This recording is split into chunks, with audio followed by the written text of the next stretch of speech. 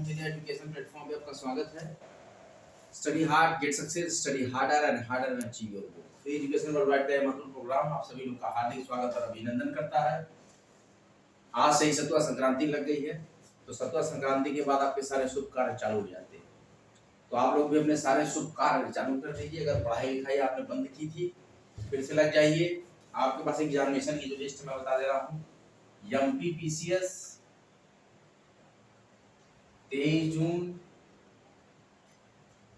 UPSC 16 जून, राजस्थान जज 16 जून, UPPCS जुलाई month में, और भी UP review officer, UP police, junior assistant, UP triple SC, तमाम तरह की परीक्षाएं आपके पास इंतजार कर रही हैं। इसके साथ कई भी एग्जामिनेशन, बैंक ऑफ इंडिया में लॉ एडवाइजर, लॉ ऑफिसर, जितने भी पोस्ट आपके हैं। और एक और खबर है, सीयूईटी पीजी का रिजल्ट अनाउंस हो गया है। जो भी बच्चे पीजी में एडमिशन ले रहे हैं सेंट्रल यूनिवर्सिटीज में, उनके लिए एक एग्जाम हुआ था। सेंट्रल यूनिवर्सिटीज में जो पीजी में एडमिशन लेते हैं पोस्ट ग्रेजुएट किसी भी कोर्स में, उनके लिए सीयूईटी पीजी हुई थी। इसका रिजल्ट आ चुका है एनडीए की वेबसाइट पे। सीयूईटी कौन कराता है? नेशनल टेस्टिंग एजेंसी कराती है। आइए अब आगे बढ़ते हैं। क्वेश्चन नंबर 30 है, मध्य प्रदेश की जनजातियां, विरासत, लोक साहित्य और लोक संस्कृति। हमारी ये यूनिट है 10। मध्य प्रदेश के किन जिलों में, ध्यान से बच्चों क्वेश्चन को सुनिएगा, मध्य प्रदेश के किन जिलों में बैगा जनजाति, कौन सी? बैगा जनजाति मुख्यतः पाई जाती।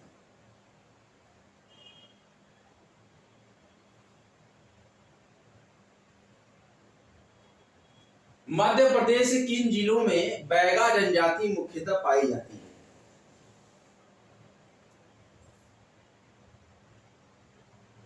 मंडला में पाई जाती है, शहडोल में पाई जाती है, सीधी जिले में पाई जाती है, एक जिला है बालाघाट, यहां भी पाई जाती है। मध्य प्रदेश के मंडला में, शहडोल में, सीधी में, बालाघाट में बैगा जनजाति मुख्यतः पाई जाती है।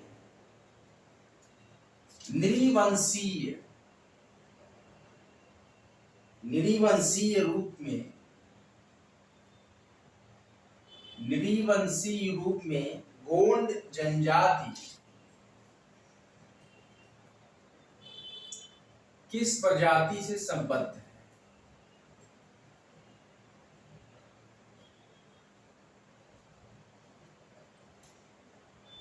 नृवंशीय रूप में गोंड जनजाति किस प्रजाति से संबद्ध है? तो ये है प्रोटो ऑस्ट्रेलाइड। कौन है? प्रोटो ऑस्ट्रेलाइड है नृवंशीय रूप में गोंड जनजाति प्रोटो ऑस्ट्रेलाइड से संबद्ध है प्रजाति से। अगला प्रश्न है बच्चों,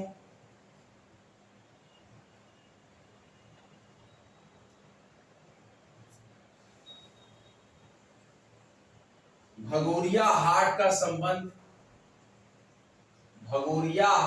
संबंध किससे है? भगोरिया हाट का संबंध किससे है? तो देखिए, झाबुआ जनजाति से। किससे है? झाबुआ जनजाति से। भगोरिया हाट का संबंध झाबुआ जनजाति से। क्वेश्चन नंबर 33, अनुसूचित जनजातियों की जनसंख्या के आधार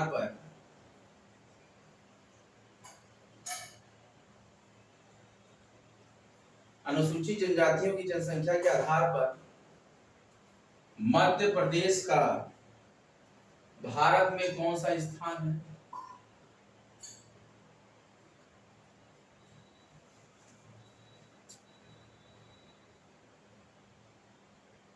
देखिए बहुत भारी मात्रा में शेड्यूल्ड ट्राइब्स रहते हैं मध्य प्रदेश में। आप लोग को अगर मैं बताऊं तो बहुत ही भारी मात्रा में शेड्यूल्ड ट्राइब्स रहते हैं मध्य प्रदेश में। तो इसीलिए प्रथम स्थान है। अनुसूचित जनजातियों की जनसंख्या के आधार पर मध्य प्रदेश का भारत में प्रथम स्थान है। दंडामी और मेटाकोइतुर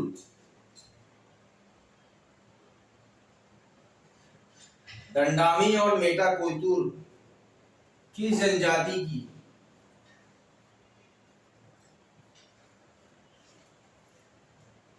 उपजनजातियां भी होती। दंडामी और मेटाकोइतुर की जनजाति की उपजनजातियां हैं। तो ये माड़िया की है। किसकी है? माड़िया की।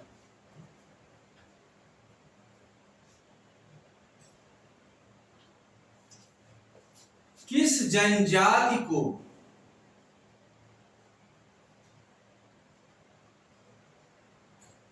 किस जनजाति की पंचायत को गोहिया, ध्यान से सुनिए बच्चों,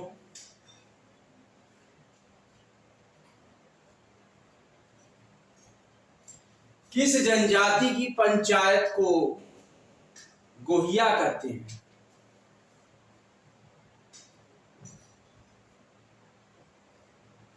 किस जनजाति की पंचायत को गोहिया कहते हैं? तो देखिए कोल जनजाति पंचायत। किसको? कोल जनजाति की पंचायत को गोहिया कहते हैं।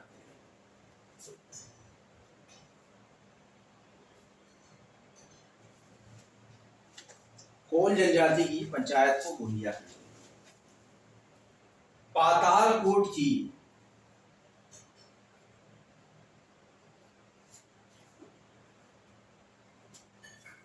सही विशेषता क्या है? चार ऑप्शन हमारे पास है। इसका क्षेत्र 79 वर्ग किमी है।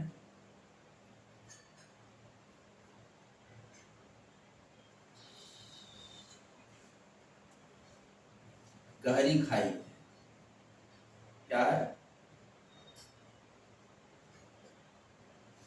पातालकोट की सही विशेषता क्या है निम्नलिखित में से?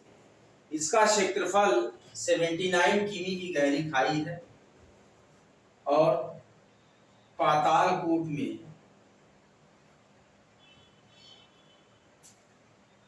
भारिया जनजाति रहती है।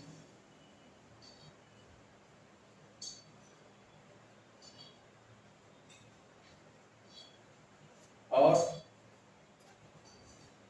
इसमें सूरज देर से आता है। पातालकोट में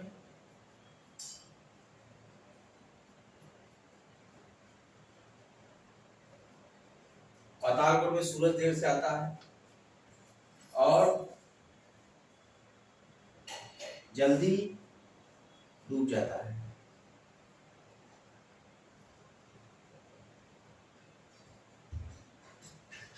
पातालकोट की सही विशेषता क्या है?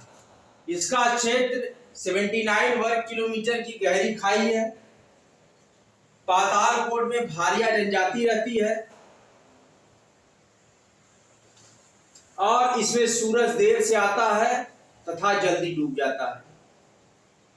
निम्न में से पातालकोट की सही विशेषता क्या है? पहला है इसका क्षेत्र 79 वर्ग किमी। दूसरा है कि पातालकोट में भारिया जनजाति रहती है। तीसरा है कि इसमें सूरज देर से आता है तथा जल्दी डूब जाता है। और चौथा ऑप्शन है इनमें से सभी।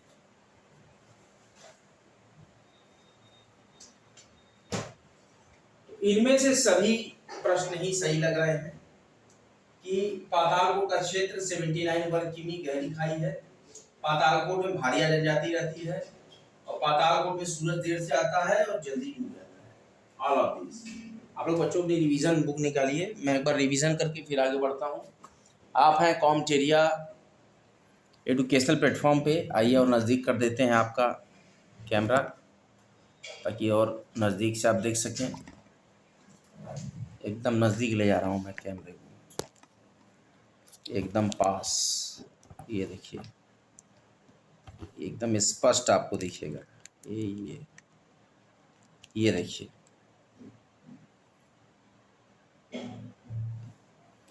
थोड़ा सा ऊपर का भी पोर्शन आपको दिखा दें। ये क्वेश्चंस दिखने लगे। आप लोग अपनी रिवीजन बुक निकालिए, मैं एक रिवीजन करा के फिर आगे बढ़ता हूँ।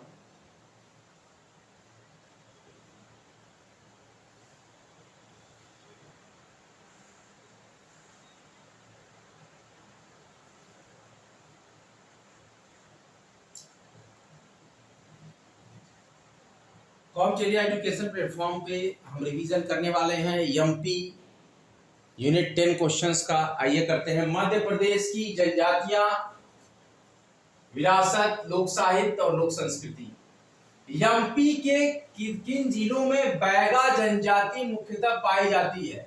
एमपी के मंडला में, शहडोल में, सीधी में और बालाघाट में। ध्यान दीजिए, एमपी के मंडला में, शहडोल में, सीधी में और बालाघाट में मुख्यतः बैगा जनजाति पाई जाती है। एमपी के मंडला में, शहडोल में, सीधी में और बालाघाट में मुख्यतः बैगा जनजाति का निवास है। निरीहवंशी रूप में गोंड जनजाति किस प्रजाति से संबंध है? तो संबंध है प्रोटो ऑस्ट्रेलाइड से संबंध है। भगोरिया हाट का संबंध किससे है? तो भगोरिया हाट का संबंध झाबुआ जनजाति से, झाबुआ से। अनुसूचित जनजातियों की जनसंख्या के आधार पर एमपी का भारत में प्रथम स्थान है। अनुसूचित जनजाति की जनसंख्या के आधार पर एमपी का भारत में प्रथम स्थान है। दंडामी और मेटा कोयतूर की जनजाति की उप जनजातियां हैं माड़िया की। किसकी? माड़िया जनजाति की उप जनजातियां हैं दंडामी और मेटा कोयतूर। किस जनजाति की पंचायत को गोहिया कहते हैं? कोल जनजाति की पंचायत को गोहिया कहते हैं। कोल जनजाति की पंचायतों को गोहिया कहते हैं। किस जनजाति की पंचायत को गोहिया कहते हैं? कोल जनजाति की पंचायत को गोहिया कहते हैं। पातालकोट की सही विशेषता निम्न में से क्या है? पातालकोट का क्षेत्र 79 वर्ग किलोमीटर की गहरी खाई है, बिल्कुल सही। पातालकोट में भारिया जनजाति रहती है, ठीक बात है। पातालकोट में सूरज देर से आता है और जल्दी डूब जाता है, बिल्कुल सही। ऑल ऑफ दीज सभी सही है। आइए आगे बढ़ते हैं।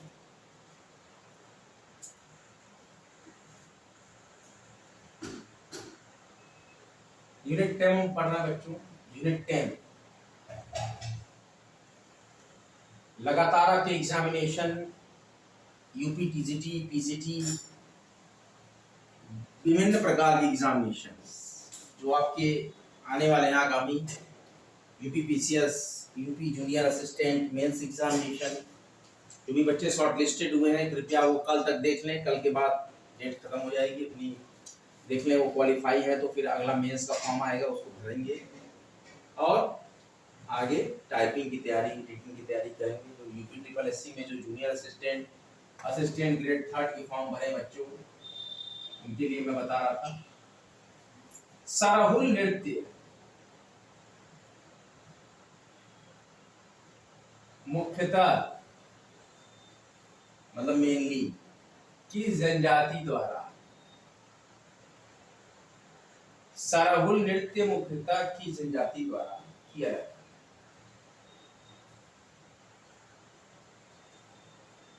सरहुल नृत्य मुख्यतः किस जनजाति द्वारा किया जाता है? तो देखिए, सरहुल नृत्य हमने कई बार आपको बताया है, उराव जनजाति द्वारा किया जाता है। किसके द्वारा किया जाता है? उराव जनजाति द्वारा। सरहुल नृत्य मुख्यतः उराव जनजाति द्वारा किया जाता है।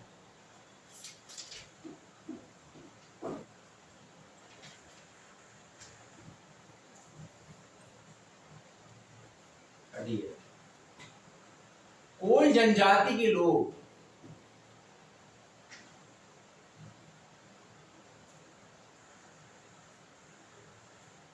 गांव या शहर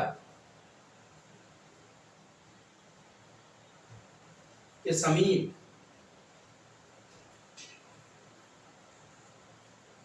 अपना अलग निवास बनाकर रखते हैं।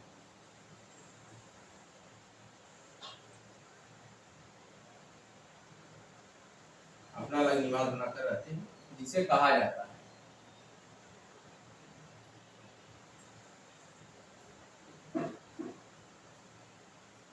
कोल जनजाति के लोग गांव या शहर के समीप अपना अलग निवास बनाकर रहते हैं जिसे कहा जाता है। देखिए इसको कहा जाता है टोला, टोली, टोला। ऐसे गांव में आपने सुना है तो टोला, ब्राह्मण टोला, अहिरान टोला, यादव टोला, विहार टोला, ठकुरान टोला, ये अलग अलग तो टोला होता है एक समूह।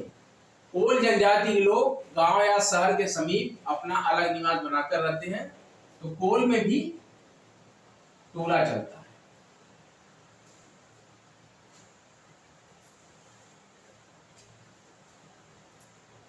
बूढ़ा देव,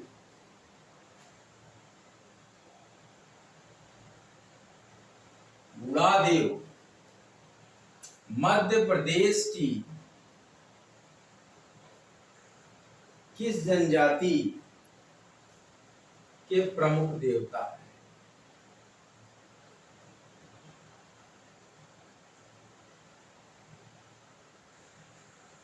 बूढ़ा देव मध्य प्रदेश की किस जनजाति के प्रमुख देवता हैं?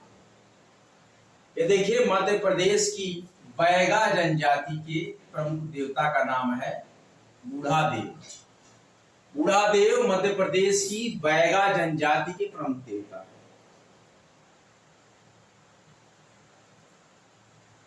मध्य प्रदेश की बैगा जनजाति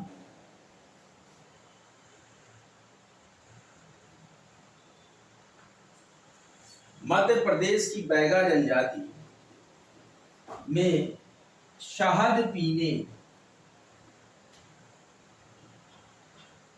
का पर्व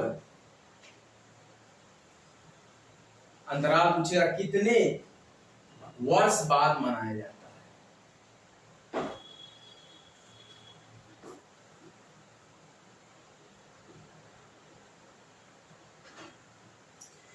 एमपी की बैगा जनजाति में शहद पीने का पर्व कितने वर्ष बाद मनाया जाता है?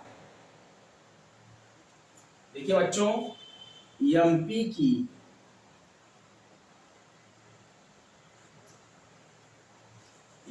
की बैगा जनजाति में शहद पीने का पर्व कितने वर्ष बाद मनाया जाता है? तो 9 वर्ष बाद मनाया जाता है।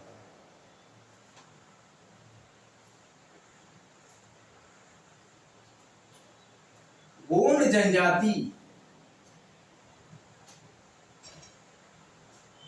जनजाति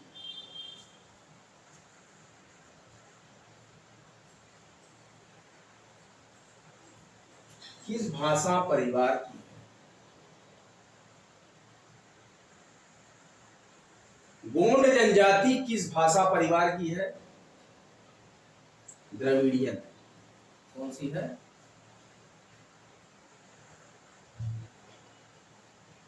द्रविड़ियन।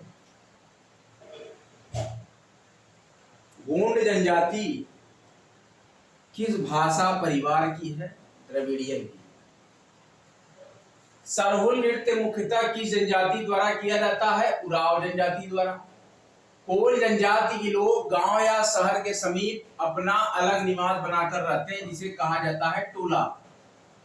बूढ़ा देव मध्य प्रदेश की किस जनजाति के प्रमुख देवता हैं? बैगा जनजाति के। मध्य प्रदेश की बैगा जनजाति में शहद पीने का पर्व कितने वर्ष बाद मनाया जाता है? 9 वर्ष बाद मनाया जाता है। गोंड जनजाति किस भाषा परिवार की है? गोंड जनजाति द्रविड़ियन भाषा परिवार।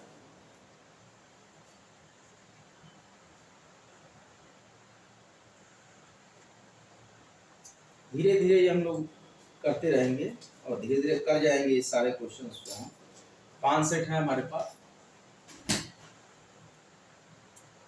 अच्छा देखिए, आरजीएस जो बच्चे तैयारी कर रहे हैं, राजस्थान जुडिशियल सर्विसेज, इनको किराएदारी एक्ट जो बेयर एक्ट है 2001 पढ़ना है। इसके बाद किशोर न्याय पढ़ना है।